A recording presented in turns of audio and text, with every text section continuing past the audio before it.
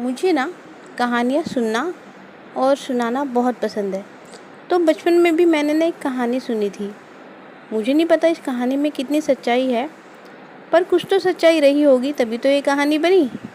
और मुझे ये कहानी अच्छी लगती है तो सोचा आज आपको भी सुना दूँ। एक बेटा, बहू और ससुर रहते थे। तो जो ससुर जी थे उनकी आंखों की रोशनी ना थोड़ी कमज़ोर थी और बेटा बहू उनकी सेवा करते थे। बेटा तो दिल से करता था, पर बहू ना कभी कभी इरिटेट हो जाती थी। तो एक दिन क्या हुआ कि बहू ने सोचा कि मैं ना इसका काम ही ख़त्म कर देती हूँ, ना ये रहेंगे और ना मुझे इनका काम करना पड़ेगा। वहीं दूसरी तरफ जो ससुर थे वो सोचते थे मेरी बहू कितनी अच्छी है और मेरी कितनी सेवा करती है। तो ऐसे ही बहू रास्ते में जा रही थी तो उसको ना एक मरा हुआ सांप दिखाई देता है।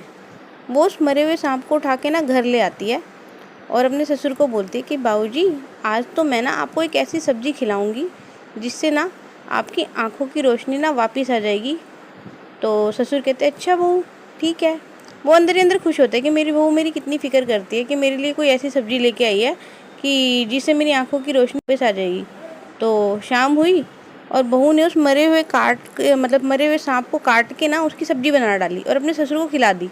और मन ही मन खुश हो गई कि अब तो इस बुड्ढे का काम ख़त्म हो जाएगा। पर हुआ कुछ ऐसा कि जो ससुर थे ना उन्होंने पूरे दिल से वो सब्ज़ी खाई और अपने मन में ये सोचा कि ये सब्ज़ी खा के मेरी आंखों की रोशनी आएगी, ज़रूर आएगी। और हुआ भी ऐसा कि उनकी आंखों की रोशनी सच में वापस आ गई और वो सब कुछ देखने लगे और बड़ी खुशी से अपनी बहू को बोलने लगे कि बहू तेरा तो बहुत बहुत धन्यवाद, तूने मेरी आंखों की रोशनी ला दी। और बहू ना पूरी हैरान हो गई कि ये क्या किया, मैंने तो बुरा करने के लिए किया था पर इनका अच्छा हुआ। तो शायद जो ससुर जी थे उनका अच्छा इसलिए हुआ क्योंकि उन्होंने अपनी बहू पर विश्वास कर लिया था और उनके विश्वास की जीत हो गई।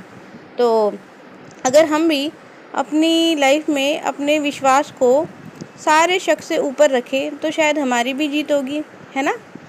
करके देखने में क्या बुराई है।